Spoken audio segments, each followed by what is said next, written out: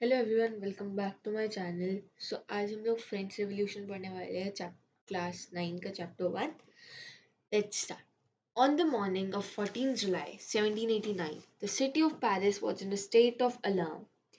Morning 14 जुलाई 1789 की बात है। उस दिन की सुबह सिटी ऑफ पेरिस में लोग जो थे वो बहुत ज़्यादा अलार्म थे, मतलब चौकन्ना थे। King had command troops to move into the city. King ने अपनी फौज को सिटी में मूव करने को कहा था। Rumors were spread that he would soon order the army to open fire upon the citizens. तो लोग हमारे इसलिए चौकन्ना थे क्योंकि पूरे सिटी में ये रूमर फैला हुआ था कि जो किंग है वो अपनी आर्मी को लोगों के ऊपर फायर करने को कहेगा। तो अब लोग जो है वो अब ऐसे तो रहेंगे ही नहीं कि कर रहा है फायर तो करने दो, अब वो अपने बचाव के लिए कुछ करेंगे। Some 7,000 men and women gathered in the front of the town hall and decided to form a people's militia. तो अब कुछ 7,000 मैन और वुमेन सारे एक साथ आए। टाउन हॉल है एक जगह, उसके सामने वहां पे खड़े हो गए और उन्होंने सोचा कि अब हम वो पीपल्स मिलिशिया बनाएंगे। मिलिशिया होता है group of armed people. They broke into a number of government buildings in search of arms. अब वो बहुत सारी गवर्नमेंट बिल्डिंग्स में घुस गए बंदूकें, गोलियां वगैरह, बारूद वगैरह ढूंढने के लिए। तो finally, a group of several hundred people marched towards the eastern part of city and stormed the fortress prison.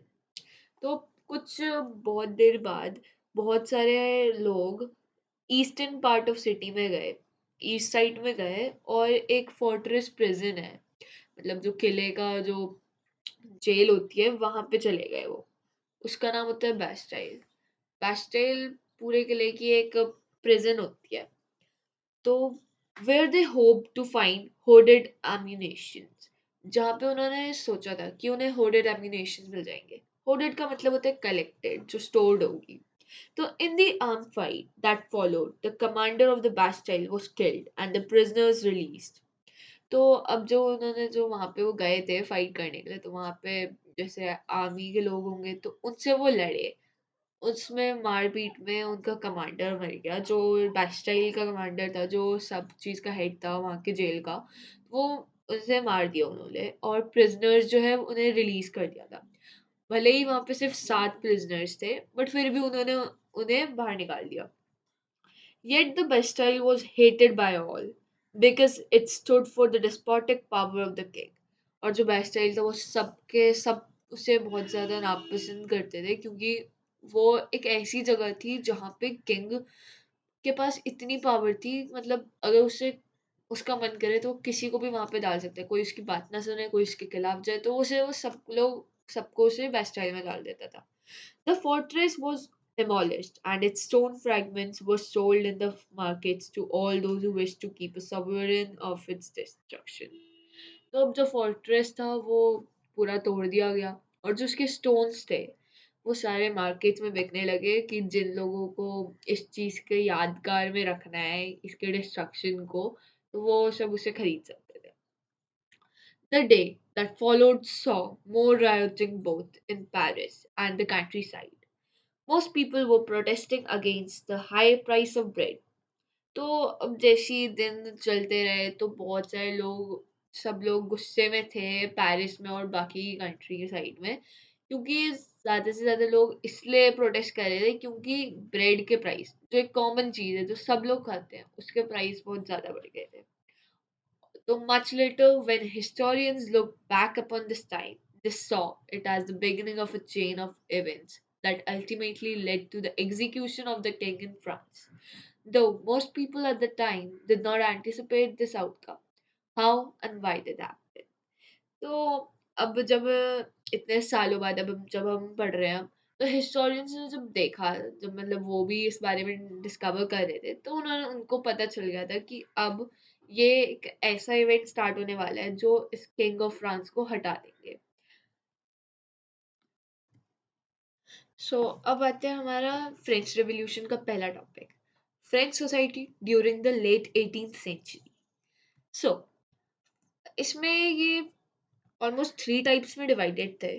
First estate, second ई फर्स्ट स्टेट, सेकंड स्टेट और थर्ड स्टेट, जिसमें नॉर्मल लोग आते थे। तो फर्स्ट स्टेट में होते थे हमारे क्लर्जी होते थे, जो group of persons invested in with special functions in the church. The church के काम में जो fathers इन जो सारे होते थे, जो priest and all भी हम कह सकते हैं उन्हें, और ये सारे टैक्स लेते थे जिसका नाम था टीते। ये सारे क्लर्जी लेते थे, और इसमें ये जितने भी लोग, जितना भी मतलब कोई भी एग्रीकल्चर करता था, तो उसका 1/10 ऑफ एग्रीकल्चर प्रोड्यूस इन लोगों के पास जाता था। फिर सेकेंड स्टेट में आते हैं हमारे नोबिलिटीज। नोबिलिटीज होते हैं जो हाई रैंकिंग पीपल होते हैं, फैमिलीज ऑफ कोर्ट या रॉयल रिलेशन, मतलब जो किंग्स एंड ऑल एंड उनके सारे रिश्तेदार वगैरह, एंड ये टैक्स लेते थे टाइले। इस टैक्स को डायरेक्टली स्टेट लेती थी, नोबल मैन जो कहते हैं हम। तो फिर थर्ड स्टेट में आते हैं हमारे बाकी के लोग, जैसे बिग बिजनेसमैन हो गए, merchants, court officials, lawyers etcetera, ये सारे इसमें आते थे। पीजेंट्स, आर्टिशंस और स्मॉल पीजेंट, लैंडलेस लेबर और सर्वेंट्स, ये सब इसमें आते थे, और ये लोग थे जो सारा टैक्स पे करते थे। तो अब आते हैं स्ट्रगल टू सर्वाइव। अब जो लोग होते थे, अब उन्हें जीने के लिए स्ट्रगल करना पड़ता था। तो पॉपुलेशन, एक तो ये हुआ कि पॉपुलेशन ऑफ फ्रांस जो है वो 23 मिलियन से सीधा 28 मिलियन पहुंच गई 1715 से 1789 के बीच में। तो अब इसके वजह से फूड ग्रेन्स की ज़्यादा डिमांड होने लगी, पर जो प्रोडक्शन ऑफ ग्रेन्स था वो डिमांड के साथ पेस नहीं रख पाया, मतलब इतना सारा ग्रेन नहीं प्रोड्यूस हो पा रहा था जितनी पॉपुलेशन बढ़ी थी। तो इसलिए प्राइस इंक्रीज हुआ क्योंकि मार्केट में कम ग्रेन था। अब पुअरर जो है वो ब्रेड को अफोर्ड नहीं कर पाते थे क्योंकि उनकी सैलरी फिक्स्ड और लो होती थी। अब और चीजें और बेकार हुई जब ड्रॉट आता था या हेल आती थी और सारे हार्वेस्ट कम कर देती थी। अब आते हैं, एक वर्ड आता है टर्म सब्सिस्टेंस क्राइसिस। ये उस वक्त का मेन सिचुएशन थी। ये एक एक्सट्रीम सिचुएशन है जहाँ पे लाइवलीहुड, जो एक बेसिक मीन ऑफ लाइवलीहुड, खाना पीना या रहने का ढंग, वो सब इंडेंजर्ड था, मतलब खतरे में था, सब खत्म होने वाला था। फिर आते हैं अब ग्रोइंग मिडिल क्लास, जो ये ओल्ड रेजाइन था जो अभी हमने पढ़ा है, फर्स्ट स्टेट, सेकंड स्टेट और थर्ड स्टेट, ये होता है हमारा ओल्ड रेजाइन, इसे हम कहते हैं, ये टर्म दिया हुआ है इन सब चीजों को। तो अब जो मिडिल क्लास, एक ना, जैसे हमारे थर्ड स्टेट में सारे लोग आते थे, जैसे बिग बिजनेसमैन हो गए, चाहे पीजेंट्स हो गए, चाहे भिखारी हो गए, कोई भी हो गया, वो सब थर्ड स्टेट में आते थे। तो अब इस थर्ड स्टेट में से मिडिल क्लास फॉर्म होने लगी, और ये मिडिल क्लास वो लोग थे जो वेल्थ अर्न करते थे, चाहे ट्रेड से करे, and all of these were educated and believe no group in society should be privileged by birth. मतलब जो ये फर्स्ट स्टेट और सेकंड स्टेट वाले थे, ये बर्थ से ही अपनी सारे जो इनको सारे के सारे क्या कहते हैं उसे, मतलब उन्हें बचपन से ही सारी सुविधाएं मिलती थी, मतलब उन्हें कुछ ऐसा कुछ करने की जरूरत ही नहीं पड़ती थी कि उन्हें, मतलब कोई डिस्क्रिमिनेट भी नहीं कर सकता, उन्हें बचपन से ही सब कुछ मिलता था। जैसे किंग के बच्चे होते हैं वो किंग ही बनना है, उन्हें कोई दिक्कत नहीं है। प्रीस्ट होते थे उन्हें भी सारा टैक्स, खाना पीना सब मिल जाता था, तो अब इन्हें कोई दिक्कत नहीं थी। पर जो ये मिडिल क्लास वाले लोग थे, इन्हें इससे प्रॉब्लम थी क्योंकि वो थर्ड स्टेट में आते थे, एंड ये थर्ड स्टेट वालों के लिए सबसे दिक्कत थी। सारा का सारा टैक्स ये सिर्फ थर्ड स्टेट वाले भरते थे, जिसमें जो किंग्स होते थे उनका घर महल का सारा काम दाम और आर्मी के पैसे, मिलिट्री कैसे करनी है, जो आर्म्स होते हैं, वेपन्स होते हैं, वो सब, और जो क्लर्जी थी उनके लिए भी सारा खाना पीना, land for the church and all, वो सब लोग, सब चीजें आती थी इन थर्ड स्टेट वालों से। तो अब जो थर्ड स्टेट में जो ये मिडिल क्लास में बन रहे थे, ये एजुकेटेड लोग थे, तो इन्हें इन सब के बारे में पता था कि ये गलत चीज है, तो ये बंद होनी चाहिए। तो अब इन लोगों का मानना था कि किसी भी ग्रुप को बर्थ से ही ऐसी सुविधाएं नहीं मिलनी चाहिए, मतलब राइट्स नहीं मिलनी चाहिए ऐसे, बल्कि एक पर्सन की सोशल पोजीशन जो है वो उसके मेरिट्स पे डिपेंड करनी चाहिए, मतलब उसके एजुकेशन पे, कितना वो पढ़ चुका है, कितना उसमें समझ है, वो उस पर डिपेंड करना चाहिए। तो अब यही आइडिया स्प्रेड होते थे। कैसे स्प्रेड होते थे? फिलोसफर्स। तो फिलोसफर्स ये सारे आइडिया स्प्रेड करते थे। ये लोग ये बोलते थे कि एक जो गवर्नमेंट होती है उससे एक ढंग से, मतलब इक्वली सबको ट्रीट करना चाहिए और ऐसे राइट्स किसी को नहीं मिलना चाहिए। अब जो ये आइडियाज थे फिलोसफर्स के, ये सैलॉन्स में, कॉफी हाउसेस में डिस्कस होते थे, और ये जो आइडियाज थे ये पीपल के तक बुक्स या न्यूज़पेपर से भी पहुंचते थे, बिकॉज न्यूज़पेपर सब पे जाते थे तो सब पढ़ सकते थे. And these ideas were frequently read aloud in groups for the benefit of those who cannot read and write. तो अब जो पढ़ या लिख नहीं सकते उनके लिए भी ये सब थे. वो लोग जो है वो ग्रुप्स में तेज तेज पढ़ते थे, जिससे कि जो पढ़ या लिख नहीं सकते वो समझ सके इस बात को. तो मेरे पास कुछ फिलोसफर्स है जिन्होंने बुक्स लिखी थी, जैसे जॉन लोके. इसने लिखी थी टू ट्रीटीज ऑफ गवर्नमेंट. इसमें इन्होंने बताया कि ये जो डॉक्ट्राइन ऑफ डिवाइन है और एब्सोल्यूट राइट ऑफ मोनार्क, इसे बंद करना चाहिए. तो इस डॉक्ट्राइन ऑफ डिवाइन में ये होता था कि king is the only super power and only God can जज हिम. बिकॉज अब गॉड ही कुछ कर सकते हैं कि अगर कुछ किंग ने गलत करा. और ये डॉक्ट्राइन ऑफ डिवाइन में ये बोलना चाहते थे हमें कि अब कोई भी डिसीजन किंग ले, उससे हम कुछ नहीं कर सकते. किंग ने डिसीजन ले लिया, वो सही डिसीजन है, अब उसका हम कुछ नहीं कर सकते. और एब्सोल्यूट राइट ऑफ मोनार्क का मतलब यही है कि मतलब जो मोनार्क ने कह दिया, मोनार्क मतलब किंग, किंग ने कह दिया वो फाइनल डिसीजन है. And Rousseau also carried the idea forward, proposing a form of government based on social contract between people and their representative. अब एक रूसो, एक और हमारा फिलोसफर है, उसने ये बताया हमें कि एक गवर्नमेंट ऐसी होनी चाहिए जिसमें लोग और रिप्रेजेंटेटिव मतलब किंग्स एंड मिनिस्टर्स, उनके बीच में एक सोशल कॉन्ट्रैक्ट होना चाहिए. मतलब सबके बीच में एक बातचीत होनी चाहिए, फिर हम लोग उस आइडिया पे काम कर सके. तो रूसे एक ये बोलना चाह रहा था. अभी हम इसके बारे में एक और बार पढ़ेंगे. The spirit of laws by baron de Montesquieu. ये एक और हमारे फिलोसफर है, बैरन de Montesquieu. इन्होंने लिखी है the spirit of laws.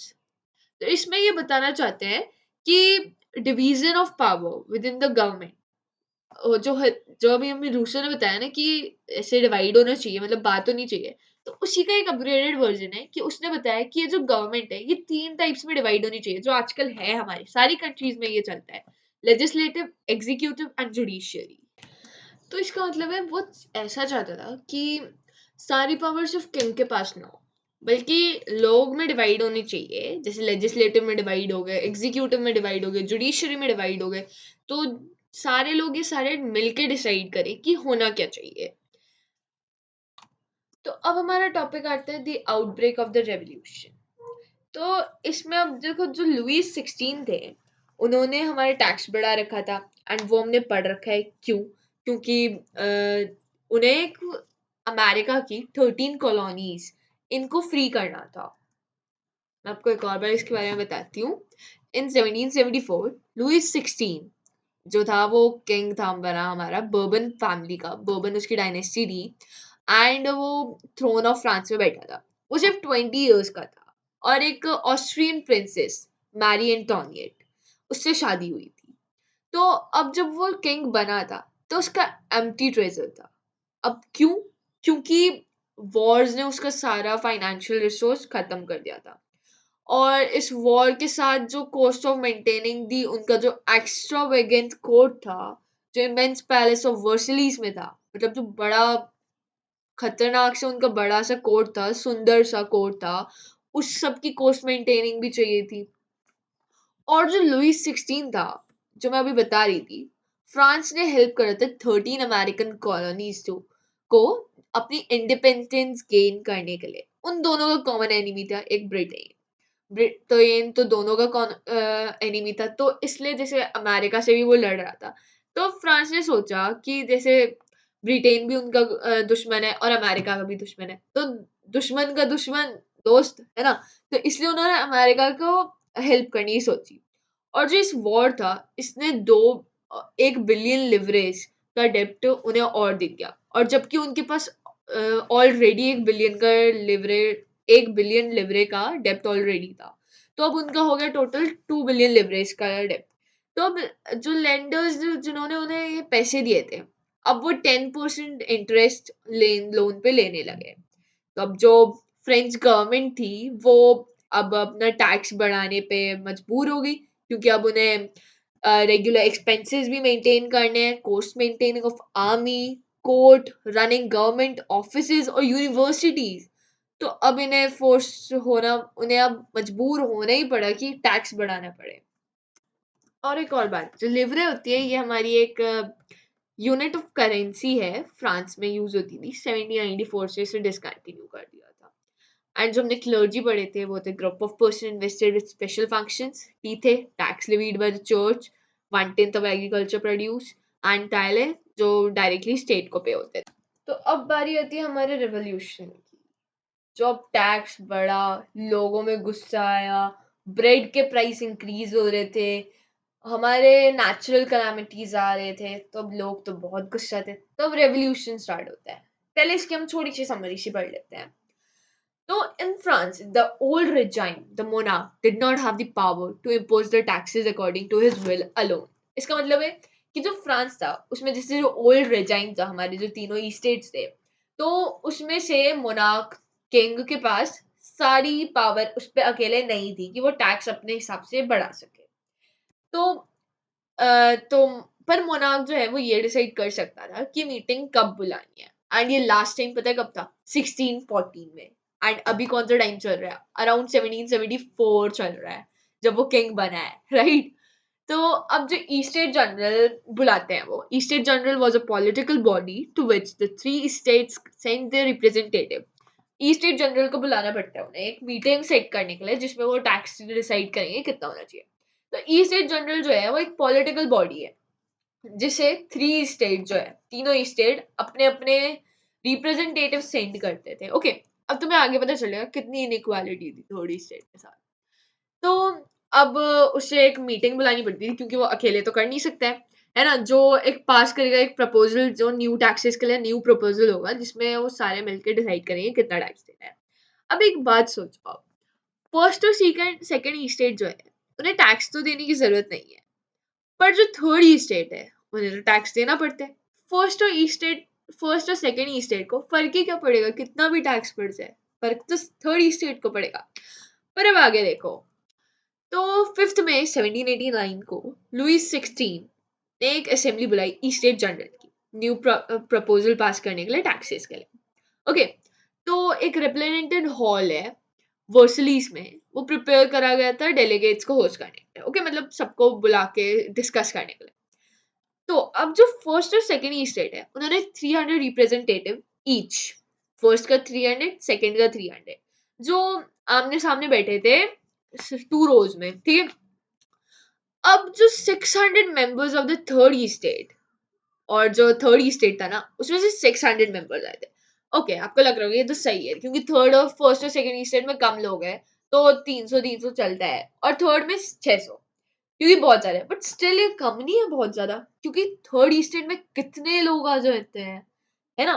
And वो भी देखो, चलो ठीक है 600 बुला लिए, उन लोगों को बैठने की भी जगह नहीं देते थे, उन्हें पीछे खड़ा किया जाता था। तो थर्ड ई स्टेट के जो रिप्रेजेंटेटिव्स थे, वो मतलब मोर प्रॉस्पेरस और एजुकेटेड मेंबर्स थे, जो मिडिल क्लास बनने वाले थे, याद है? हाँ। तो अब जो पीजेंट्स, आर्टिशंस और वुमेन थे उन्हें आने नहीं देते थे, उन्हें तो मना ही था कि तुम आ ही नहीं सकते, denied, they were denied. But their grievances and demands were listed in some 40,000 letters which the representatives had brought with them. तो अब जैसे जो बाकी लोग थे, तो मतलब सोचो यार, 600 रिप्रेजेंटेटिव है, 40,000 लेटर्स है, जिनमें लोगों ने अपने दुख बांट रखे हैं। उनका तो यही होगा ना कि मतलब तुम्हारी अगर बातें कभी खत्म हो जाए तो हमारी भी बातें रख देना कभी, तो यही बोलना चाह रहे थे वो। अब आती है हमारी रूसो की बारी, है ना? The social contract by Jean Jacques Rousseau, जो हमारा फिलोसोफर था ये वही है। तो ये कहता है, इसने एक आइडिया दिया, वन मैन वन वोट। अब आप सोचोगे यही होता होगा वोटिंग अगर हो रही है, तो पर नहीं, उस वक्त ऐसा था कि जो लोग थे, जैसे जो तीन हमारे जो ई स्टेट्स थे, उसमें से जितने रिप्रेजेंटेटिव्स आए थे, तो 301 है, 300 दूसरा है, पर 600 तीसरा है। तो अब वोट कर रहे हैं वो, तो दो उसमें हो गए, एक तो फर्स्ट ई स्टेट और सेकंड ई स्टेट हाँ कर देगा obviously, and third E state मना करेगा तो वो एक में काउंट होगा, बाकी वो दो हो जाएंगे, दो जीत गया और टैक्स पड़ गया। तो ये तो नाइंसाफी हुई, राइट? तो अब इसमें ये बोलना चाह रहा था कि members of the third estate demanded that voting now be conducted by the assembly as a whole, मतलब सबको काउंट करना चाहिए, राइट? देखो 300 उसमें, 300 उसमें, एंड देन 600, तो सब एक एक बंदे का एक वोट होना चाहिए, ठीक है, मतलब जिससे कि इक्वालिटी रहे, क्या पता 600 जो वो हाई ना करेंगे तो कोई फर्स्ट और सेकेंड स्टेट में से भी हो जो मना कर रहे हो, तो ऐसा बोल रहे थे वो, but the king rejected this proposal. Members of the third estate walked out of the assembly in protest. तो अब जो किंग था उसने ये प्रपोजल रिजेक्ट कर दिया कि ऐसे तो ये लोग जीत जाएंगे क्योंकि ये लोग ज्यादा है, और फिर इसी की वजह से गुस्से में सारे थर्ड स्टेट के लोग असेंबली से बाहर आ गए।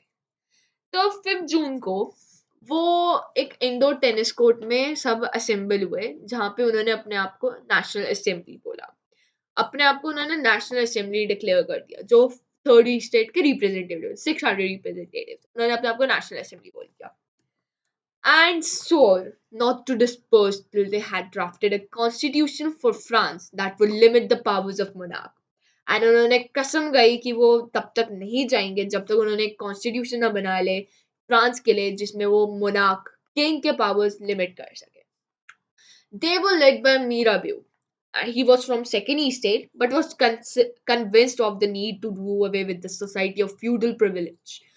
एक मीराब्यू नाम का एक है एक शख्स जो सेकंड स्टेट से थे, मतलब एक नोबिलिटी थे, एंड ये इस बात से मतलब सही खुश थे ये कि हाँ सही में इस फ्यूडल प्रिविलेज को हटाना पड़ेगा, लोगों की खुद की मेरिट्स पे डिपेंड होनी चाहिए उनकी सोशल कास्ट, ऐसे बाय बर्थ नहीं होने चाहिए। तो एक मीराब्यू थे और एक एबीसीएस थे।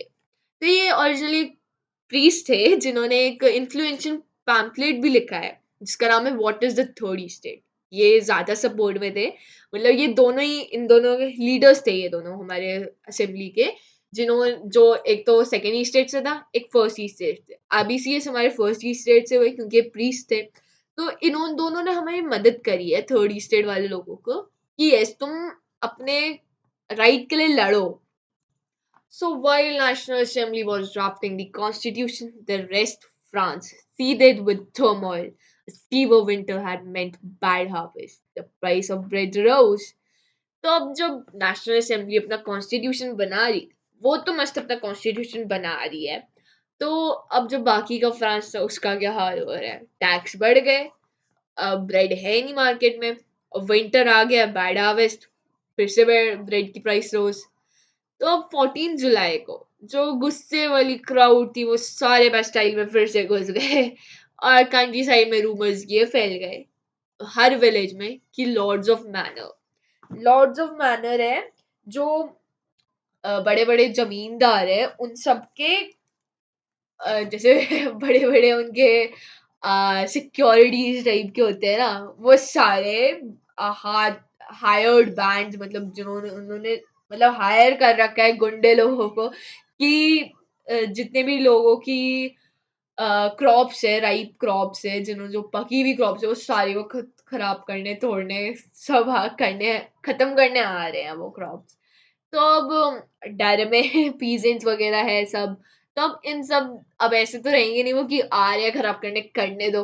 तो पीजेंट्स जो है अब बहुत सारे डिस्ट्रिक्ट्स में जाके, मतलब सारे डिस्ट्रिक्ट्स में, मतलब उन्होंने सोचा कि अब इन्हें भी अटैक करना पड़ेगा हमें, है ना, तो उनके आने से पहले हम लोग चले जाते, तो जैसे होज एंड पिच फॉक्स लेके वो चैटिक्स में चले गए। अभी चैटिक्स पता है क्या है? कैसल, जो बड़े बड़े लैंडलॉर्ड्स के घर होते हैं ना, मतलब बड़े बड़े कैसल टाइप के होते हैं ना, उन्होंने सोचा कि इनके आने से पहले हम अटैक कर देते हैं, बात ही खत्म, वो आ ही नहीं पाएंगे और हम लोग जीत जाएंगे, हमें कोई डर नहीं रहेगा। फिर वो अटैक करने चले गए। अब उन्होंने लूटेड दी होर्डेड ग्रेन्स, होर्डेड मैंने कहा था ना स्टोर्ड ग्रेन्स, है ना, तो वो सारे उन्होंने लूट कर लिए। डॉक्यूमेंट्स सारे बर्न कर दिए जिसमें containing records of memorial dues, मतलब जो टैक्सेस जो छोटे लैंडलॉर्ड्स उन्हें पे करते थे वो सारे डॉक्यूमेंट्स उन्होंने जला दिए। Large number of nobles fled from their homes, many of them migrating to neighboring countries. तो अब जो बहुत सारे नॉबल्स थे, है ना, जो बड़े बड़े लैंडलॉर्ड्स थे, वो सारे अपने घर छोड़ के भाग गए, एंड उनमें से कुछ तो कंट्री छोड़ के भाग गए क्योंकि अब डर तो था ही, वो सारे इतने खतरनाक थे, पीजेंट्स एंड ऑल, वो सारे हथियार वगैरह लेके आ रखे थे, तो अब डर तो लगेगा ही। आधे घर छोड़ के भाग गए और आधे से ज्यादा कंट्री छोड़ के भाग गए। So at last Louis XVI recognized the National Assembly and accepted the principle that his powers would now be checked by constitution. तो अब जब इतना सब कुछ जो हो गया था तो अब लुईस 16 को नेशनल असेंबली को मानना पड़ा, एक्सेप्ट कर लिया उसने उसके प्रिंसिपल्स को और ये भी मान लिया कि अब उसकी पावर जो है वो सारी कॉन्स्टिट्यूशन से चेक होती रहेगी, मतलब उसके हाथ में नहीं है अब सारी पावर, नेशनल असेंबली के पास से आ रही। So on the night of 4th August 1789, Assembly passed a decree abolishing the feudal system of obligations and taxes. इस डिक्री का नाम था दी ऑगस्ट डिक्री। तो ये अगस्त के टाइम पे हुई थी पास, तो इसलिए अगस्त डिक्री। इसमें वो फ्यूडल सिस्टम ऑफ ऑब्लिगेशंस और टैक्सेस को सब खत्म कर रहे थे, मतलब टैक्सेस अब सब लोग नॉर्मल पे करेंगे। Members of the clergy too were forced to give up their privileges. अब जो क्लर्जी थे जो 1/10 उनका एग्रीकल्चर लेते थे और टैक्सेस अलग से लेते थे, उन सबको भी अपनी ये सारी हरकतें अब छोड़नी पड़ी। And tithes were abolish and those lands owned by church were confiscated. अब जो टीथे थे, जो हमारा क्या कहते हैं उसे, टैक्स था जो हमारे क्लर्जी मेंबर्स लेते थे, वो सारा वापस मतलब बंद कर दिया, और जो लैंड जो ओन करते थे चर्च वो सारा वापस ले लिया। तो as a result the government acquired assets worth at least 2 billion livres. अब जो उनका सारा कर्ज था, वो जब उन्होंने सारे वो लैंड उनसे चर्च वाले से वापस लिए, तो उनका पूरे 2 बिलियन लिवरेज का जो डेप्ट में थे वो सब वापस आ गया। France becomes a constitutional monarchy now. अब जब कॉन्स्टिट्यूशन किंग ने रिकॉग्नाइज कर दिया तो अब बन गया वो constitutional monarchy, right. The constitution, अब हम कॉन्स्टिट्यूशन के बारे में देखते हैं थोड़ा सा, है ना। तो एक है declaration of rights of man and citizen. एक तो ये मेन चीज है टेनिस कोर्ट ओथ। ये जब उन्होंने टेनिस कोर्ट में ली थी तो ये ऐसा था, टेनिस कोर्ट में सब लोग इकट्ठे थे and the preparatory sketch for a large painting by Jacques Louis David, ये इन्होंने बनाई है painting. The painting was intended to be hung in the national assembly. तब जो नेशनल असेंबली थी वहां की एक सिंबल टाइप की बन गई थी जहाँ पे ये लटकाई जाएगी अब। अब जब हमारे किंग ने हमारा पॉलिटिकल सिस्टम कॉन्स्टिट्यूशन हमारा एक्सेप्ट कर लिया है, तो हम देखते हैं इसके वर्क कैसे हुआ है। तो अब जो हमारे पास, अब इसमें हमारे टू टाइप्स के सिटीजन्स डिवाइड करे हुए हैं लोगों ने, active citizen and passive citizen. Passive citizens वो है जिन पे कोई वोटिंग राइट्स नहीं है, around 3 million men's, women, children और youth below 25 years.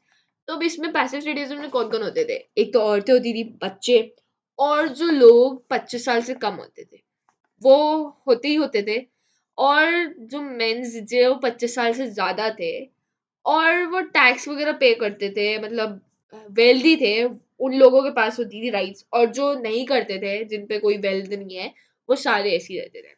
No voting rights about 3 million man, around 3 million. तो बात है एक्टिव सिटीजन जो वोट कर सकते थे, around 4 million of population of 28 million. 28 million में से 4 मिलियन थे, अब जो बाकी जो लोग थे वो सारे उसमें आ जाते हैं। अब जो एक्टिव सिटीजन होते हैं वो वोट करते हैं जज के लिए, जुडिशियरी, एंड देन लेजिस्लेचर के लिए वोट करते हैं इलेक्टर्स, राइट। 50,000 मेंस वो इलेक्ट करते हैं, उससे एक नेशनल असेंबली वो लोग वोट करते हैं, इलेक्टर्स वोट करते हैं, नेशनल असेंबली बनाते हैं 745 मेंबर्स की। एंड ये नेशनल असेंबली जो है ये किंग को कंट्रोल करती है, एंड किंग की सारी पावर्स इनके चेक में रहेगी, एंड ये जो नेशनल असेंबली है ये मिनिस्टर्स को भी कंट्रोल करेगी। So this was the political system under the constitution of 1791। ये रहा हमारा declaration of rights of man and citizen painted by artist Le Barbier in 1790। ये जो फिगर है ये हमारा रिप्रेजेंट करता है फ्रांस का, और ये लॉ को सिंबलाइज कर रहा है ना। तो जो लॉज हमारे बने हैं ना, जो भी हम पढ़ रहे थे, declaration of rights of man and citizen, ये सारे ये डिक्लेरेशन, तब हम इन्हें पढ़ते हैं। The Declaration of Rights of Man and Citizen. Number 1. Men are born and remain free and equal in rights. The aim of every political association is the preservation of the natural and inalienable rights of man. These are liberty, property, security, and resistance to oppression.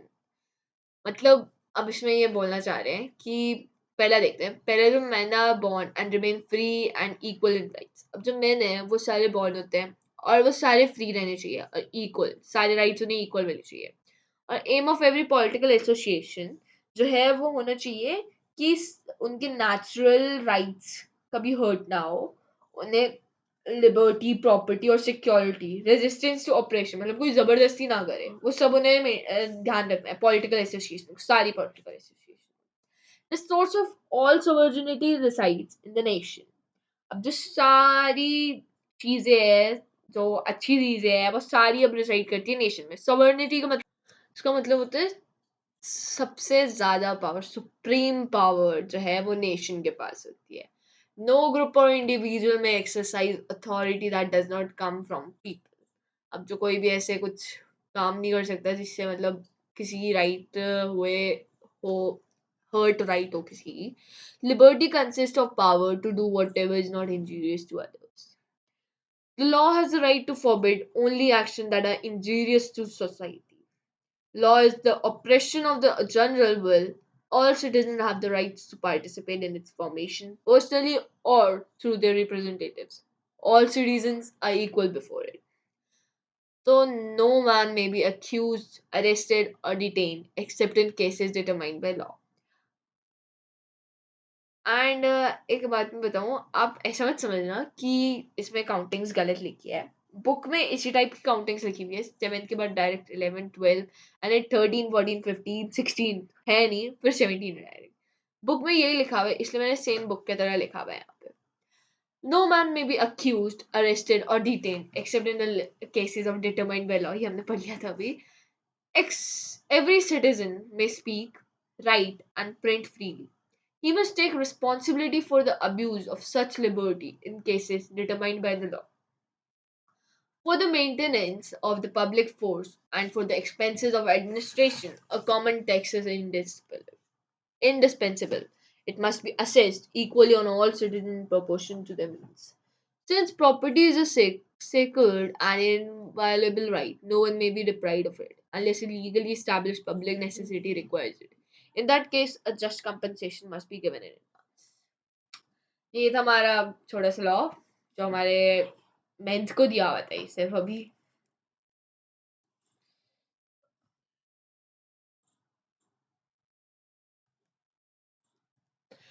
सो अब हमारा जो constitution खत्म, अब आते हैं हम national assembly.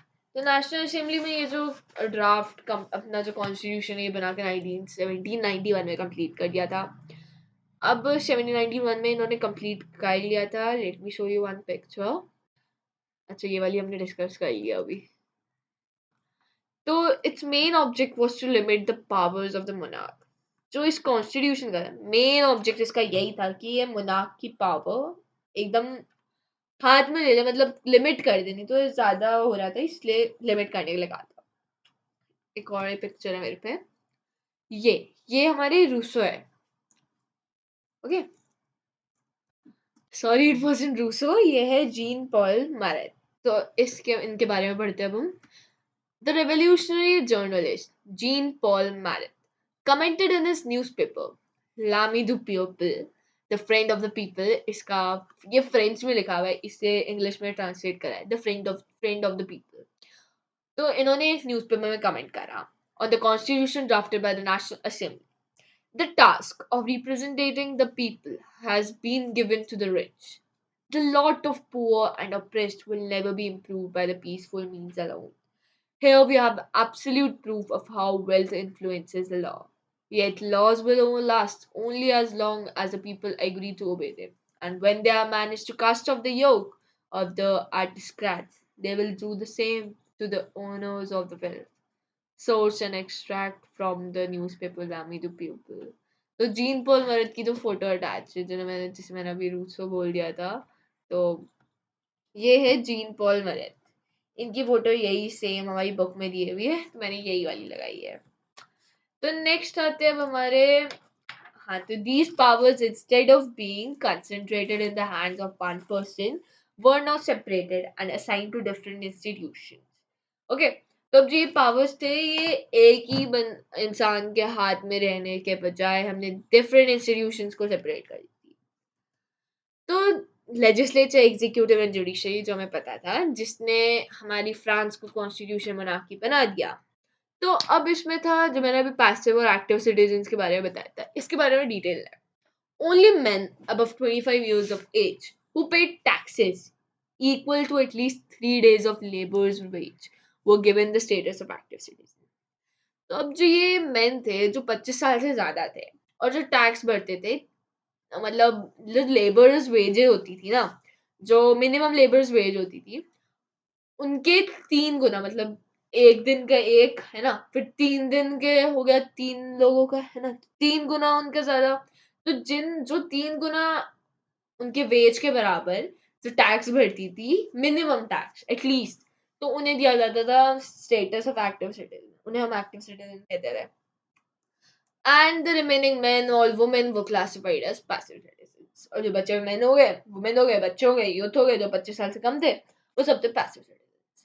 To qualify as an elector and then as a member of assembly, a man had to belong the highest bracket of taxpayer.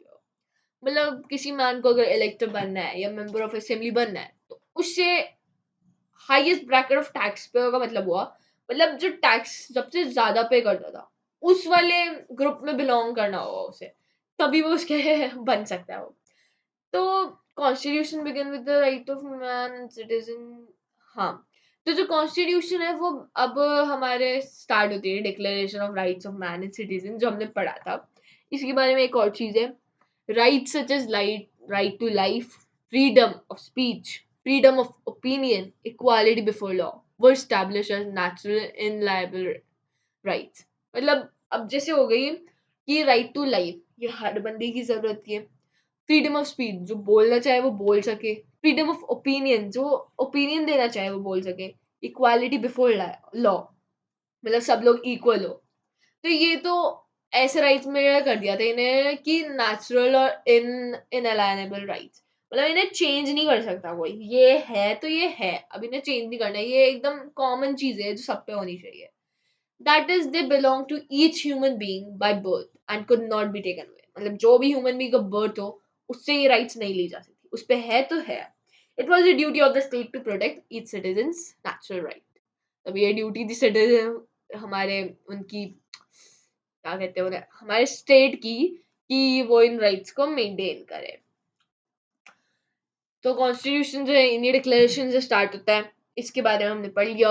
अब आते हैं हमारे रीडिंग दीज पॉलिटिकल सिंबल्स। ये कुछ पॉलिटिकल सिंबल्स है जो हमारी बुक में दिए हुए हैं, इन्हें हम पढ़ लेते हैं।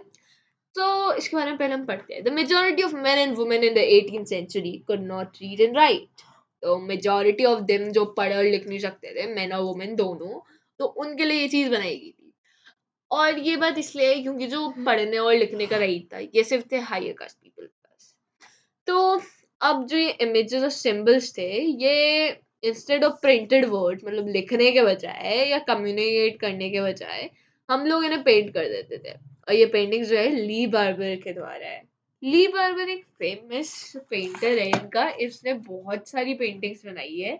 मतलब जैसे फिगर 8 जो था हमारा डिक्लेरेशन ऑफ डेस, मतलब जो हमारी डिक्लेरेशन थी मैन्स राइट वगैरह, ये वाली भी हमारी ली बार्बर ने बनाई है, राइट। हाँ, तो इसी के बारे में अब ये, तो ये बहुत सारे सिंबल्स यूज करते हैं जिसमें डिक्लेरेशन ऑफ राइट्स के बारे में ही है। तो अब इन्हें पढ़ के समझने की ट्राई करते हैं। ब्रोकन चेन्स, ये ब्रोकन चेन्स है यहाँ पे। तो ये यूज होती थी फेटर स्लेव्स, मतलब जो जो स्लेव जो है वो अब आजाद है, उन स्लेव्स के लिए था। एक्ट ऑफ बिकमिंग फ्री, ये इसलिए स्टैंड करता था। Bundle of rods of faces, तो अब इसका मतलब ये है कि देखो मान लो आप एक रॉड है आप पे, वो इजीली टूट सकती है, बट अगर आपके पास बंडल है उसका, तो आप एक साथ उस चीज को नहीं तोड़ सकते। तो इससे हमें ये बताना चाह रहा है वो strength lies in unity. Okay, the I with in a triangle radiating light, तो ये चीज जो है ये नॉलेज के लिए स्टैंड होती थी।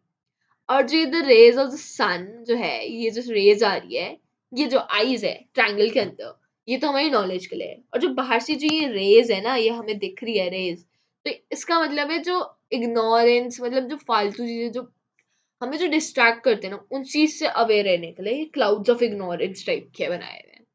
स्केप्ट्रे, तो ये है एक रॉयल पावर का, एक हमारा जस्ट एक सिंबल है रॉयल पावर का।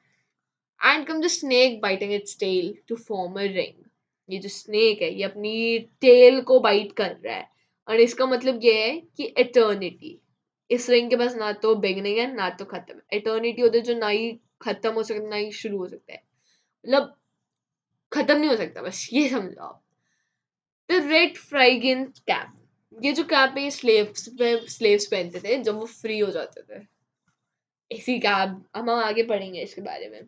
ब्लू वाइट एंड रेड, ये जो है नेशनल कलर्स है फ्रांस के, इनके नेशनल फ्लैग में भी यही है, देखो आप, देखिए है ना, ब्लू वाइट एंड रेड, ये हमारे फ्रांस का कलर, हमारा फ्लैग है ये फ्रांस का। So then comes the wing woman, personification of love, मतलब जैसे एक ये ग्रामर यूज हो गया हमारे फिगर ऑफ स्पीच, है ना। तो पर्सोनिफिकेशन होती है हम किसी चीज के इमोशंस हम किसी नॉन लिविंग ऑब्जेक्ट में डाल रहे हैं, राइट। तो पर्सोनिफिकेशन ऑफ लॉ, एक ये विंग वुमेन है, इससे हम लॉ को हम दिखाना चाह रहे हैं कि इस विंग वुमेन के पास लॉ है हमारा, ये हमारे लॉ को सिंबलाइज करता है। Then comes a law tablet, the law is same for all, they are equal before it. इसका मतलब ये है कि लॉ सबके लिए सेम है और सब इक्वल है इसके बीच में, ओके। तो अब हम वापस आते हैं अपने फ्रेंच रेवोल्यूशन पे। France abolishes monarchy and becomes republic। तो बात है हमारा थर्ड टॉपिक, ये वाला। तो अब हम स्टार्ट करते हैं। तो पहले हम देखते हैं जो रिएक्शन हो रहा है हमारे फ्रेंच पीपल में, कि इतना सब कुछ हो गया अब उनके सामने, अब उनके बीच क्या रिएक्शन होगा ये भी देखना पड़ता है। तो एक ना, जब किंग ने देखो, सामने सामने तो किंग ने कॉन्स्टिट्यूशन को मान लिया था कि ठीक है मैं मान रहा हूँ और नेशनल असेंबली को रिकॉग्नाइज कर, पर पीछे से कुछ हो रहा था। इसे कहते हैं द सीक्रेट नेगोशिएशन। तो इसमें लुई 16 जो है वो एक सीक्रेट नेगोशिएशन में एंटर हो गया था with the king of Persia. जो किंग ऑफ पर्शिया था, जैसे जो ये नेशनल असेंबली थी अपना रूल ला रही थी, किंग को लगा अब तो मेरा रूल हट जाएगा, तो उसने भी सोचा कि इसको रहने देते हैं अभी और हम अपने साइड से अपनी तैयारी स्टार्ट करते हैं। तो वो उस नेशनल असेंबली को हटाने के बारे में सोच रहा था। तो उसने किंग ऑफ पर्शिया से बात करी। But before the king could do anything, the National Assembly voted in April 1792 to declare war against Prussia and Austria. तो अब जब किंग कुछ कर पाते, देखो जो नेशनल असेंबली थी उन्हें पता चल गया कि ये सब होने वाला है। तो जैसे उन्होंने वोट करा 1792 में कि हमें वॉर करना चाहिए नहीं करना चाहिए, पर ज़्यादा हमारे वोट्स आए कि वॉर करना चाहिए। तो उन्होंने प्रोशिया और ऑस्ट्रिया के बीच में उन्होंने जंग छेड़ दी। अब देखो, ऑस्ट्रिया इसलिए आया बीच में क्योंकि जैसे किंग ऑफ प्रोशिया था वो तो उसका नेबर हुआ, फ्रेंड हुआ, और ऑस्ट्रिया की प्रिंसेस थी उसकी, है ना, मतलब कि क्वीन जो थी हमारी मैरी एंटोनिएट वो थी ऑस्ट्रिया की। तो उसने ऑस्ट्रिया से भी मदद मांगी थी, यहाँ पे लिखा नहीं है मैंने, बट उसने ऑस्ट्रिया से भी मदद मांगी थी। तो इसलिए अब उसने दोनों की, जो हमारी नेशनल असेंबली थी उसने दोनों के बीच में जंग छेड़ दी। Thousands of volunteers joined the army। अब जो volunteers थे उन्होंने ये आर्मी ज्वाइन करी कि ठीक है हम लोग भी हमारी लड़ाई के में लड़ेंगे कि हमें भी तो, हमें इक्वालिटी चाहिए, हमें फ्रीडम चाहिए, तो अब हम भी लड़ेंगे क्योंकि किंग तो कुछ भी कर सकता था। तो दिस एक second, the revolutionary wars brought losses and economic difficulties to the people. जो वॉर हो रहा था इससे जो है वो लोगों को लॉस होने लगा, इकोनॉमिक डिफिकल्टीज होने लगी, मतलब पैसों की कमी वगैरह होने लगी। While the men were away fighting at the front, women were left to cope with the task of earning a living and looking after their families। अब जब तक मैन जो है वो काम, मतलब सामने से लड़ रहे हैं, तो वुमेन जो है वो इस काम में छोड़ दी कि पैसे भी कमाओ और फैमिली को भी देखो। तो इसी वजह से लार्ज सेक्शन ऑफ पॉपुलेशन जो है वो convinced that the revolution had to be carried further.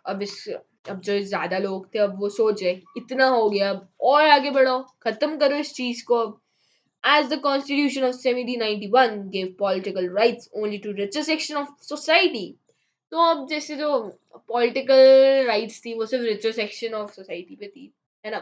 तो बनने लगे पॉलिटिकल क्लब्स, जो हमारे छोटे लोग थे उनके लिए बनने लगे पॉलिटिकल क्लब्स।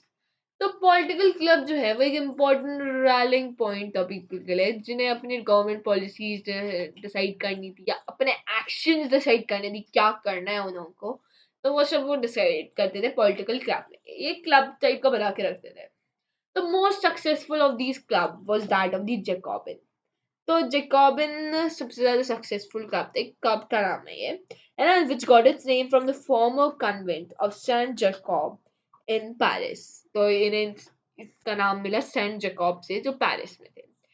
तो जो जैकब है, तो मतलब जो कन्वेंट होता है, कन्वेंट पता है क्या होता है? एक बिल्डिंग जो कम्युनिटी या रिलीजियस लाइफ के लिए मतलब डिवोटेड हो, है ना. मतलब कन्वेंट हो गया, जैसे हमारे फर्स्ट ईस्टेट के ही समझ लो, हमारे प्रीस्ट एंड ऑल कन्वेंट उन्हीं कह सकते हैं हम, सेंट जैकब पेरिस में थे, ये सब इनके नाम पे पड़ा गया है ना. The members of the Jacobin Club belong mainly to the less prosperous section of the society. अब जो मेंबर्स थे जैकॉबिन क्लब के, वो मेनली मतलब छोटे कास्ट वाले लोग से डिस्क्राइब थे सारे, मतलब इन्हीं से बिलोंग करते थे. तो small shopkeepers, artisans such as shoe maker, pastry cooks etcetera, सब आते थे इसमें. तो अब जो ये लोग जैकॉबिन क्लब के जो लोग थे, ये इन्होंने स्ट्राइप ट्राउजर्स पहनना स्टार्ट कर दिया, क्योंकि जो फ्रांस के लोग थे वो अलग ही ड्रेस पहनते थे. ओके, मतलब वो ओवर ड्रेस रहते थे, मतलब उनकी अलग ही चीज होती थी, मतलब पहनने का तरीका उनका अलग था, मतलब एकदम नॉर्मल लोगों की तरह वो कपड़े पहना करते थे. तो जो हमारे जैकॉबिन क्लब के मेंबर्स थे, उन्होंने स्ट्राइप ट्राउजर्स पहनना स्टार्ट कर दिया. तो जो नॉवेल्स थे मोस्टली वो नी ब्रीचेस पहना करते. नी ब्रीचेस ना टाइप ऑफ ऐसा होता है, मैं अभी दिखाती हूँ.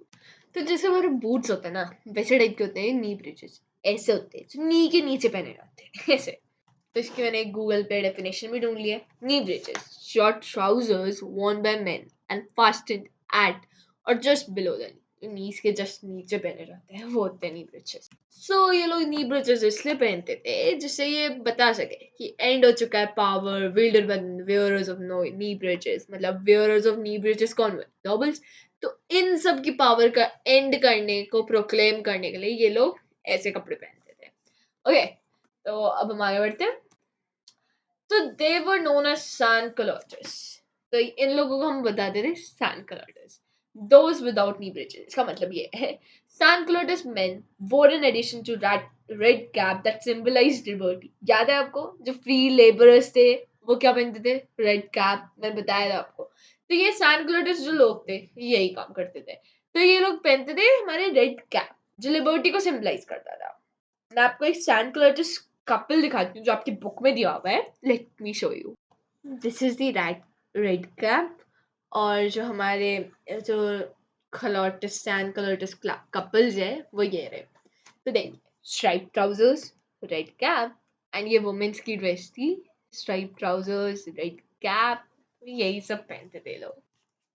तो अब हम बढ़ते हैं. पर देखो, स्टार्टिंग में तो वुमेन्स को ये सब अलाउ नहीं था, बट बाद में धीरे धीरे उनको भी राइट्स मिलने लगी, तो उन्होंने भी ये सब स्टार्ट कर दिया. सैन क्लोटस कपल वही था, ठीक है. तो in the summer of 1792, Jacobins planned a rebellion with a large number of Parisians who were angered by the short supplies of and high prices of food. मतलब high prices अब actually prices नहीं है. Wait. So it was high prices of food. जो Parisians थे वो थे हमारे king से नाराज कि इतना शॉर्ट सप्लाई मिल रहा था खाने का और हाई प्राइस थे. अब जो जैकोबियंस थे उन्हें भी पता चला आग तो लग चुकी है अब, तो अब हम सब लोग अटैक कर सकते हैं. उन्होंने एक रेबेलियन प्लान करा समर ऑफ 1792, याद रखना. तो on the morning of August 10, mostly सारी चीजें अगस्त में होती है, अगस्त तक and all. So on the morning of August 10 they storm the palace of Tuileries. Tuileries एक पैलेस है जिसमें उन्होंने किंग्स के गार्ड को मार दिया, massacred, and held the king himself as hostage for several hours. मतलब बंदी बना के रख लिया उन्होंने किंग को, इतनी पावर आ गई. So later the assembly voted to imprison the royal family. बाद में जो असेंबली थी उन्होंने सोचा कि मतलब वोट करा उन्होंने कि रखना चाहिए उन्हें बंदी बना के या नहीं रखना चाहिए, तो बाद में उन्होंने छोड़ दिया रॉयल फैमिली को. तो अब जो इस टाइम में जो है वो वुमेन्स जो थे वो भी बहुत एक्टिव थे, उन्होंने भी अपने क्लब्स बना लिए. French people saw this war as a war of the poor people against kings and aristocrats all over Europe. तो जैसे कि जो फ्रेंच पीपल जो हमारे साथ दे रहे थे उन सब लोगों को लगा कि ये हमारी लड़ाई थी पुअर पीपल के किंग और बड़े बड़े राजाओं के खिलाफ. है ना? तो अब जैसे ये जो लड़ने जाते थे, ये जो वॉलंटियर्स होते थे ना, ये पैट्रियोटिक गाना गाते थे, जैसे कि मार्शलीज, जो कंपोज है रॉजर द लीफ के द्वारा, एंड जो मार्शलीज है ये इनका नेशनल सॉन्ग है. So it was sung for the first time by volunteers from Marseilles as they got marched into Paris and so got its name. The Marseillaise is now the national anthem of France, as I told you. तो अब हम आगे बढ़ते हैं. अब आती है voting rights for the men's, all the men's.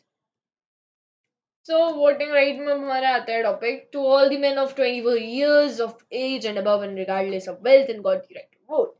तो अब बाद में जो भी है हमारा कॉन्स्टिट्यूशन बनने लगा तो पहले तो क्या था, पहले हमारा था कि सिर्फ 24 ईयर्स से अबव, मतलब 25 ईयर्स से ज्यादा वाले लोग ही वोट कर सकते हैं, और उन पे वेल्थ भी होनी चाहिए, टैक्स पे कर रहे होते हैं, वो सब होना चाहिए. पर अब ये कॉन्स्टिट्यूशन में नया रूल बनता है कि मेन जो 21 ईयर्स के एज है और उससे ज्यादा है, रिगार्डलेस ऑफ वेल्थ, अब वेल्थ की कोई दिक्कत नहीं है, उन सबको अब राइट टू वोट मिलता है.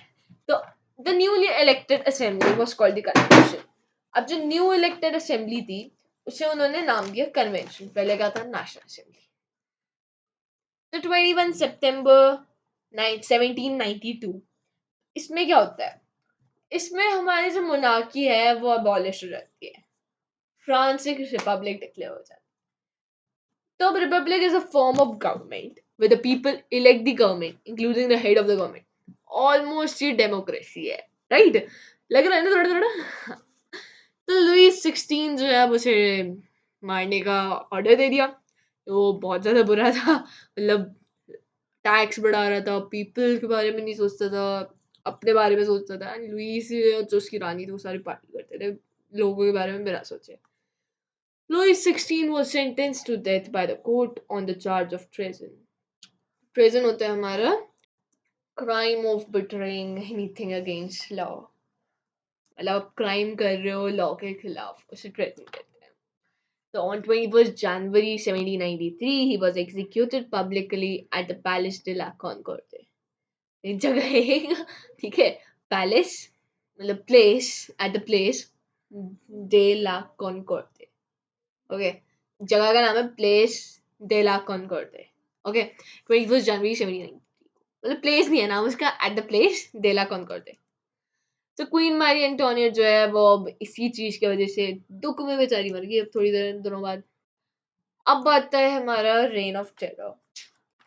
अब जैसे इतना सब कुछ जब अच्छा हो रहा है, अब तो कहानी खत्म, ऐसे थोड़ी होता है, कुछ तो बुरा होगा. अब कोई विलेन्स आते हैं, रेन ऑफ टेरर. तो अभी ना एक टू कन्फ्लिक्टिंग व्यूज है, व्हाट इज लिबर्टी, लिबर्टी क्या होते हैं पता है आपको? तो एक रेवोल्यूशनरी जर्नलिस्ट है कैमिली डिस्मो कैमिली डिस्मोलेंस, जिन्होंने ये चीज लिखी हुई है. लिखा हुआ है, एक लड़का है. He was executed shortly after during the reign of terror. Some people believe that liberty is like a child which needs to go through a phase of being disciplined before it attains maturity. Quite the opposition. Liberty is happiness, reason, equality, justice. It is the declaration of rights. You would like to finish a fall your enemies by guillotining them. Has anyone heard of something more senseless? Would it be possible to bring out a single person to scaffold without making 10 more enemies among the relations and friends? On 7th February 1794, Robespierre made a speech at convention which was then carried by the newspaper Le Moniteur Universal. Here's the extract from it. To establish and consolidate democracy, to achieve the peaceful rule of constitutional laws, we must first finish the war of liberty against tyranny. Tyranny होता है किसी का मतलब जबरदस्ती वाला शासन, वही. We must annihilate the enemies of the republic at home and abroad, or else we shall perish. In time of revolution or a democratic government may rely on terror. Terror is nothing but justice, swift, severe, and inflexible, and is used to meet the most urgent needs of time. Rather than to curb the enemies of liberty through terror is the right of the founder of republic. तो ये हमारा rain of terror जो था, ये था हमारे 1793 से 1794 के बीच, सिर्फ 1 ईयर. हाँ, तो इसमें होता है एक हमारा जो, हाँ क्या कहते हैं, हमारे जकोबिन का लीडर रॉबेस्पियर, जैसे अब रिपब्लिक हो गया था तो अभी एक लीडर बनाते हैं ये हमारे जैकोबियन टीम का, क्लब का, रॉबेस्पियर, जिसने एक पॉलिसी फॉलो करी जिसमें सीवर कंट्रोल होगा और पनिशमेंट, जो भी लॉ को तोड़ा पनिशमेंट सीधा. तो all of those whom he saw as being enemies of the republic were arrested, imprisoned, and tried.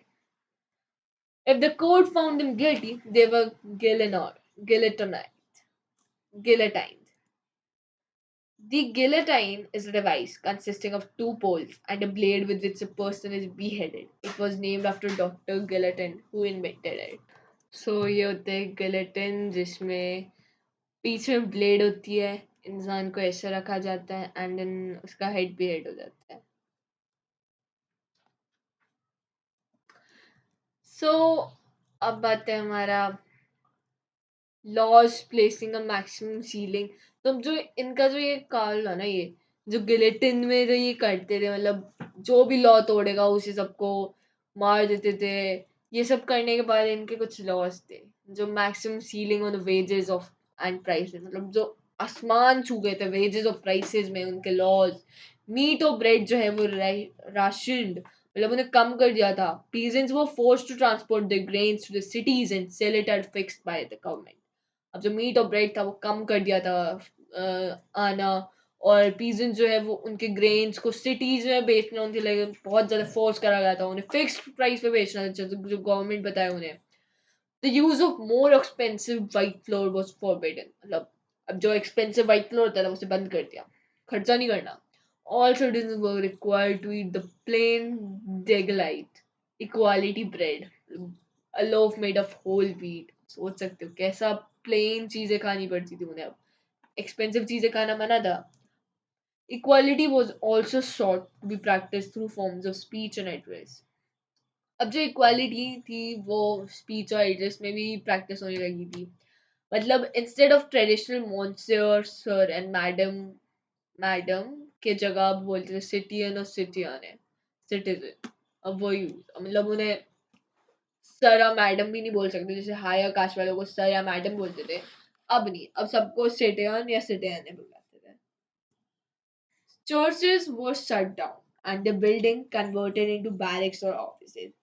ये ज्यादा और है क्योंकि अब सारी चीजें बंद कर दे रहे हैं, खर्चा नहीं करना है, सिर्फ एक चीज रूल फॉलो हो रहा है, मतलब सब इक्वल, कुछ भी एक्स्ट्रा नहीं है, वो सब हो रहा है. अब ऐसे तो नहीं होना चाहिए ना, इक्वालिटी होनी चाहिए. चर्चेस बंद कर दिए इन्होंने, और जो इनकी जो बिल्डिंग थी वो सारे ऑफिस में कन्वर्ट कर दिए. अब आते हैं डायरेक्टरी रूल्स फ्रांस. अब ये एक डायरेक्टरी रूल हो गया, राइट. जबरदस्ती हो रहा है ये सब काम, है ना. तो इसमें आता है हमारे the fall of Jacobian government. The fall of the Jacobean government allowed the wealthier middle class to seize power. अब जो ये जैकोबिन गवर्नमेंट अब धीरे धीरे गिर रही थी तो इसने मिडिल क्लास पावर को पावर गेन करने को दे दिया, मतलब वेल्थियर मिडिल क्लास को पावर गेन करने का मौका दे दिया. The new constitution was introduced which denied the vote to non-property section of society. अब वापस वो कॉन्स्टिट्यूशन आ गया जिसमें जिनके पास प्रॉपर्टी नहीं थी उन्हें वोट नहीं देना, वो खत्म उनका वोट फिर से. It provided for two elected legislative councils. अब दो legislative councils होंगे जिसमें एक डायरेक्टरी उन्होंने अपॉइंट करा और एक executive made up of 5 members. This was meant as a safeguard against the concentration of power in a one-man executive as one as under the Jacobins. मतलब ये इसलिए बनाया इन्होंने जिससे कि जो पावर है वो एक ही मैन के पास ना हो, जैसे कि जैकोबिन्स के पास थी. 5 एग्जीक्यूटिव अलग से बना दिए. अब आती है हमारी थोड़ी सी छोटी सी summary. Though all these changes in the form of government, the ideals of freedom, of equality before the law, and of fraternity remained inspiring ideals that motivated political movement in France and the rest of Europe during the following country century. तो मतलब अब इसका मतलब ये है कि जब हमारा रूल हो रहा था वो ऑलमोस्ट अब एक ही बंदे के पास नहीं था, वो सब पे डिवाइडेड था ऑलमोस्ट. तो अब आता है हमारा. This was meant as a safeguard against the concentration of power in a one-man executive as under Jacob. Achha, sorry. However, the directors often clashed with the legislative councils, who then sought to dismiss them. अब जो directors थे अगर उनसे कोई कोई भी मतलब कुछ गलती हो जाती तो उन्हें हटा देते थे अब. The political instability of the directory power paved the way for the rise of military dictator. अब जो ये पॉलिटिकल इंस्टेबिलिटी थी, मतलब किसी की बस ज्यादा हो गई, किसी की बस कम हो गई, अब इसने डायरेक्टरी को एक मौका दे दिया जिसमें एक मिलिट्री डिक्टेटर है, नेपोलियन बोनापार्ट. ये एक हमारा मिलिट्री डिक्टेटर है, type of a villain. Did women have a revolution?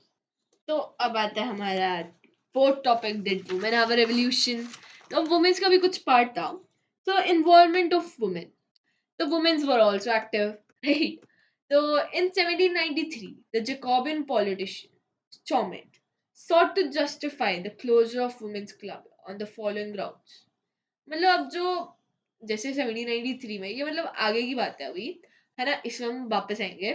इन 1793 तो जैकोबिन पॉलिटिशियन थे, जब हमारा जैकोबिन का रूल था, है ना, तो एक पॉलिटिशियन ने इनका वुमेन्स का क्लब बंद करवा दिया. एंड इसके कंडीशन ये थे.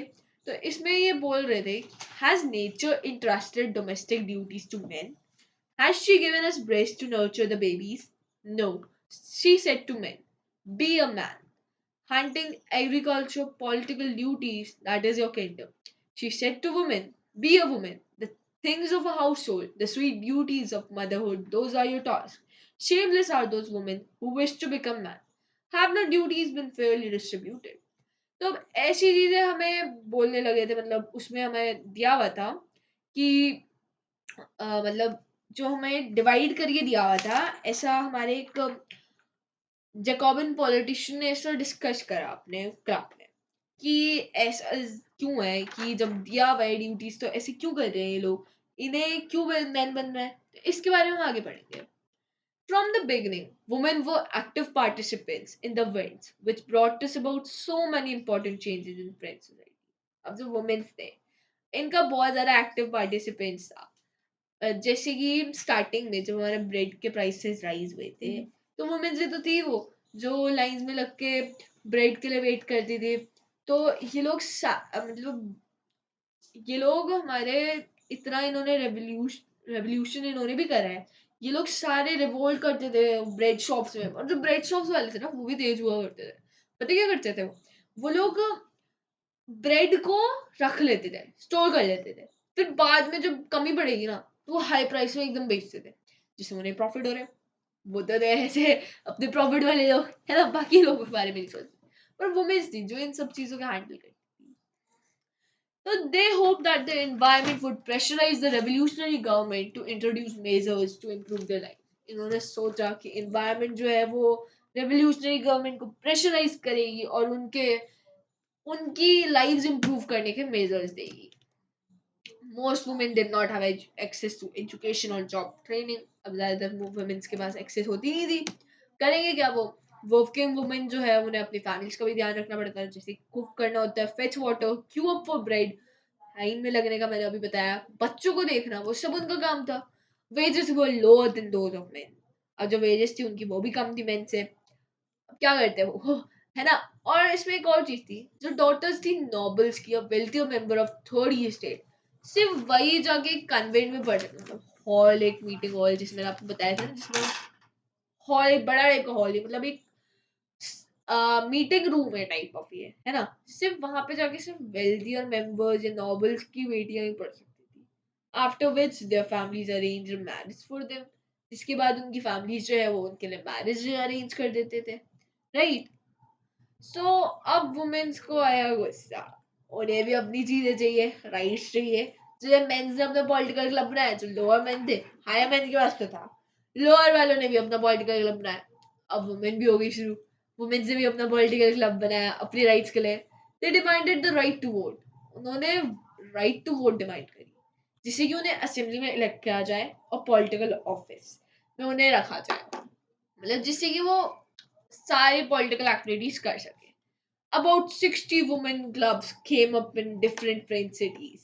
अब जो 60, अब पता है अराउंड 60 वुमेन क्लब, सोच सकते हो 60 वुमेन क्लब बन गए फ्रेंच सिटी में अकेले में. The society of revolutionary and Republican women was the most famous of them. ये एक हमारा क्लब है, society of revolutionary and Republican women. ये हमारा सबसे मोस्ट फेमस था इन सब में से. अब उनका थे रीजन इन सब करने का।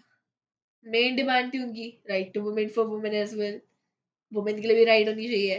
पर कॉन्स्टिट्यूशन ऑफ 1791 ने उन्हें पैसिव सिटीजन बना रखा था। अब अपने डिस्कस करने के लिए या voice they interest women started their own political club और न्यूज़पेपर। उन्होंने इसलिए अपने न्यूज़पेपर क्लब्स जो है बनाना स्टार्ट कर दिया जिससे को अपने बारे में डिस्कस कर सके, क्या उन्हें करना है, एक्शन वही सब जो सारे मेंस करने वाले थे। तो अब लॉज वर मेड राइट। तो लॉज में क्या बनाया जाता था? Some of the basic rights set forth in the Olympic the Gorgeous Declaration, मतलब जैसे मेन का डिक्लेरेशन था ना, वैसे ही वुमेन्स के लिए भी था। तो वुमेन्स के लिए था हमारा कि the woman is born free and remain equal to man in rights। Women जो है वो भी born free है जैसे men born हुए थे, और equal rights मिलनी चाहिए इसमें। The goal of all political association is the preservation of the natural rights of women and men. These rights are liberty, property, security, and above all resistance to oppression. उन्हें भी कोई जबरदस्ती नहीं कर सकता। Source of all sovereignty resides in the nation, which is nothing but the union of women and men. The law should be expression of the general will. एक second मैंने book से पढ़ रही थी अभी एक्चुअली, सॉरी। हाँ, so the law should be expression of the general will. All female and male citizens should have a say either personally or by their representatives in its formulation. It should be the same for all. All female and male citizens are equal entitled to the orders and public employment according to their abilities and without any other distinction than that of their talents. No woman is an exception. She is accused, arrested, and detained in the cases determined by law. Women, like men, obey this rigorous law. अब ये laws बनने के बाद एक और चीज इसमें है ना, द रेवोल्यूशनरी गवर्नमेंट ने इंट्रोड्यूस नहीं करे लॉज जो हेल्प कर सकती थी लाइव्स ऑफ वुमेन को इम्प्रूव करने। So together with the creation of state school, schooling was made compulsory for all girls। अब इन सब की मेहनत के बाद कंपलसरी कर दिया school. Their fathers could no longer force them into marriage against their will। Marriage was made into a contract entered into freely and registered under civil law। Divorce was made legal and could be applied for by both women and men। Women could now train for jobs, could become artists or run small business। Reign of terror and women। अब जो ये rain of terror है ये अब women में भी आ जाता है। तो life of the revolutionary women, हाँ, तो इसमें एक और चीज है। The Olympic the gorgeous was one of the most important of the politically active women in revolutionary France. She protested against the constitution and declaration of rights of men and women and citizens as they excluded women from basic rights that each human being was entitled to. So in 1791, she wrote it to Declaration of the Right to Women and Citizens, which she addressed to the Queen and to the members of the National Assembly, demanding that they act upon it. In 1793, Olympe de Gouges criticized the Jacobin government for forcibly closing down women's clubs. She was tried by the National Convention with charge her by the treason. Soon after this, she was executed. And you know who was this she? She was a woman who was a life of revolutionary woman, the Olympe de Gouges. 1748 she was born and in 1793 she was executed. So this was a story of a brave woman who was there in the helping of the our women to fight from the fight from the closure of the people and help them gain their freedom. So now, the new government issued laws ordering closure of women clubs and banning their political activities. Many prominent women were arrested and number of them were executed। तो जैसे कि जो जैकॉबिन वाला आया था उन्होंने उनके clubs बंद कर दिए थे, पॉलिटिकल एक्टिविटीज बैन कर दी थी। तो बहुत सारी जो वुमेन जो लड़ रहे थे उसके खिलाफ उन्हें अरेस्ट कर दिया, बहुत सारी तो एग्जीक्यूटेड मारी गई। Movement for voting rights and equal wages. तो इक्वल राइट्स चाहिए थी उन्हें, जैसे वुमेन्स को कम वेज मिल रही थी। तब उन्होंने उसके लिए भी मूवमेंट चलाया. The fight for women's suffrage continued for 200 years in many countries of the world. Almost 200 years तक इन्होंने लड़ाई करी अपने राइट के लिए. The fight for the vote was carried out through an international suffrage movement during the late 19th and the early 20th century. The example of the political activities of the French women during the revolutionary years was kept alive as an inspiring memory. It was finally in 1946 that women in France won the right to vote. Abolition of slavery. अब आता है हमारा next fifth chapter. Abolition of slavery. तो इसमें आते हैं हमारे most important the triangular slave trade. पहले हम इसके बारे में थोड़ा सा पढ़ लेते हैं. तो ये जो ट्रायंगुलर स्लेव ट्रेड है ये 17th सेंचुरी में स्टार्ट हुआ, मतलब 1600s में स्टार्ट हुआ है. 17th सेंचुरी का मतलब ये था between Europe, Africa and America. इसका ऑब्जेक्टिव था growing demand of labour to meet the growing demand of labour of European plantation owner. तो मतलब लेबरिंग था इनका मेन चीज, है ना.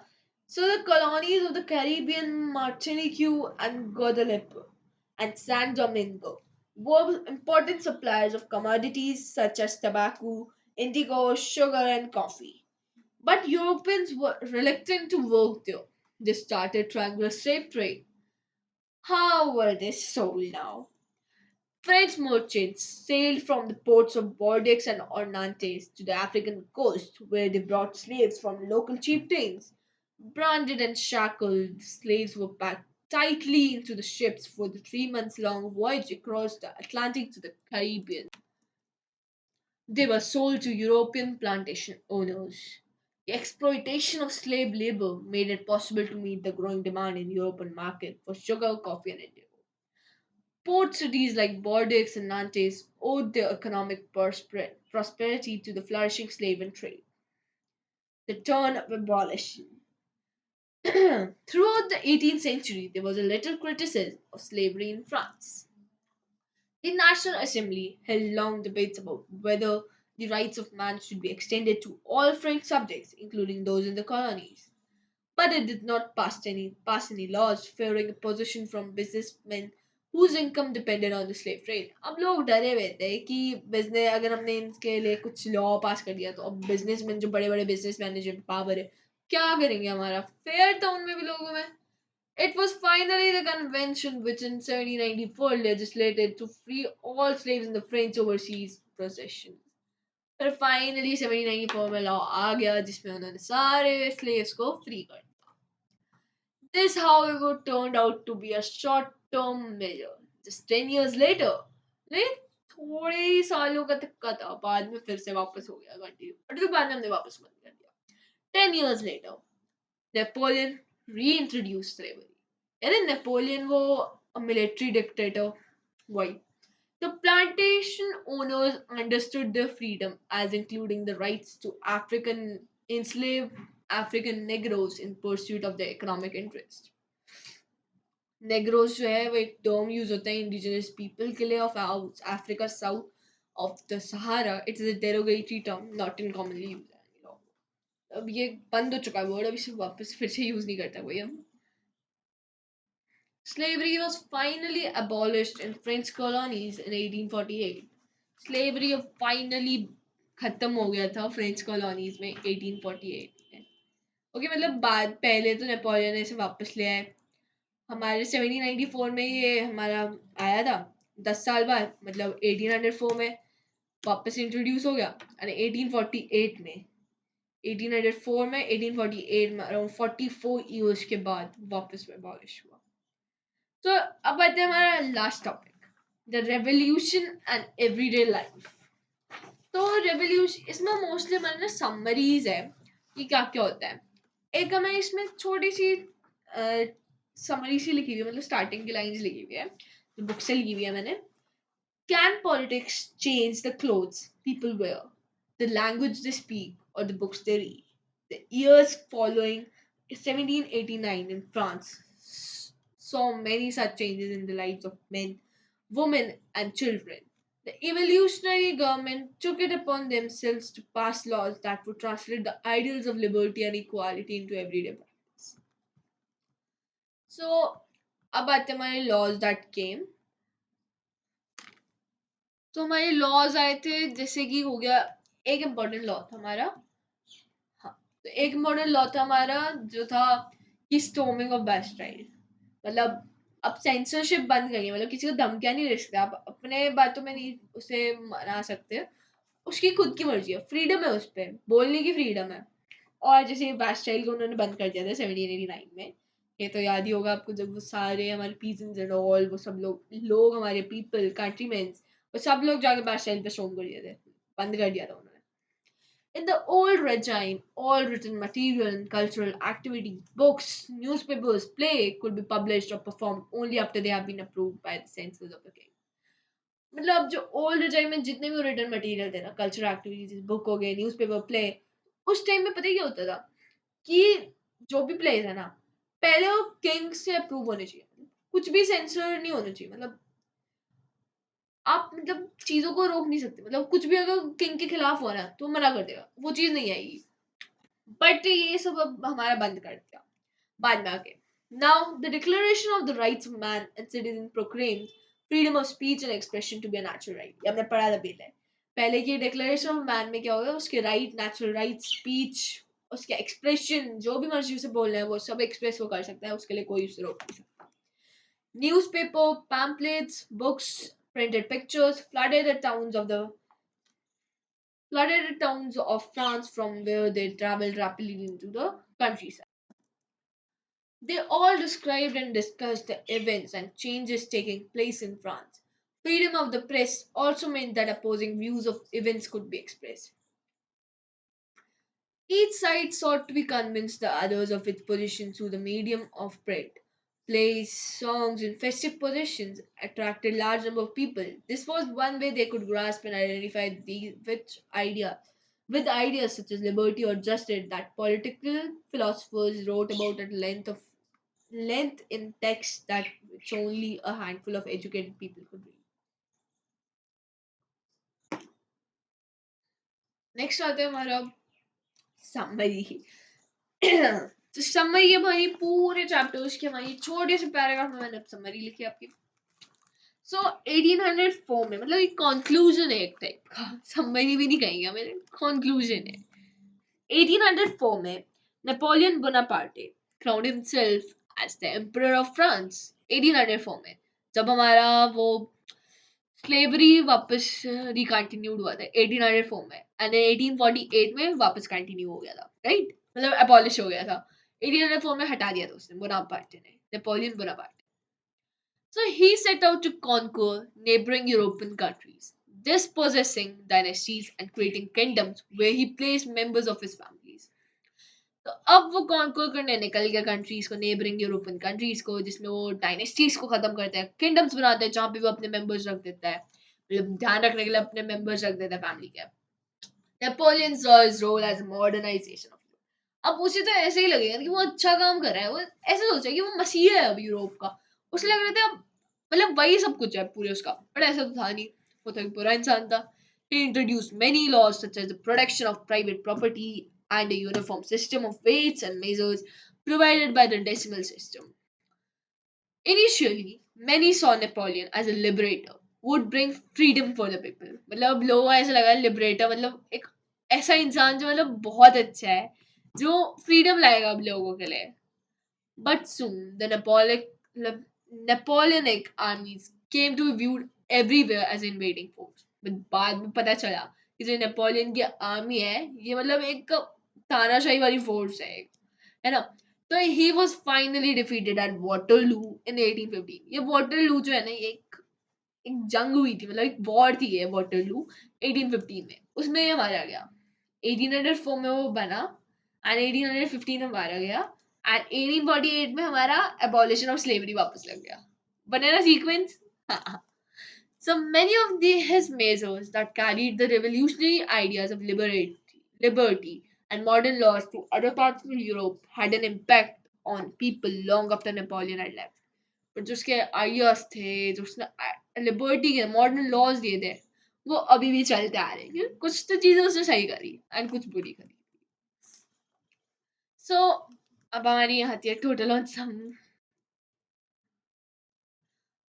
on summary. The ideas of liberty and democratic rights were the most important legacy of French Revolution. मतलब ये पूरे चैप्टर की अब समरी आती है, मेन समरी।